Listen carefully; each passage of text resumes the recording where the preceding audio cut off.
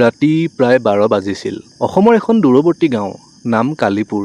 গাঁওখনৰ শেষত আছিল এখন পুৰণিমূৰীয়া বাঁহৰ জংঘল। মানুহে কৈছিলে সন্ধিয়াৰ পাছত সেই বাঁহৰ জংঘলখনৰ ফালে কোনো নাযায়। এদিন ৰাহুল নামৰ এজন যুৱকে তাৰ লগৰ বন্ধুসকলৰ আগত সাহস দেখুৱাই চেলেঞ্জ মাৰি ক'লে, চাবি দেই, আজি ৰাতি মই সেই জংঘলখন কেনেকে তহঁতক পাৰ হৈ দেখুৱাম। সকলোৱে বাধা দিলে, কিন্তু ৰাহুলে কাৰো কথা নুশুনিল। 2 বেটেৰীয়া এটা টৰ্চ হাতত লৈ ৰাহুলে অকলে জংঘলখনত সোমাই গ'ল। বতাহৰ ফলত বাঁহ গছবিলাক থৰথৰকৈ কঁপিছিল। এক অদ্ভুত শব্দই ঠাইখন অধিক ভয়ংকৰ কৰি তুলিছিল।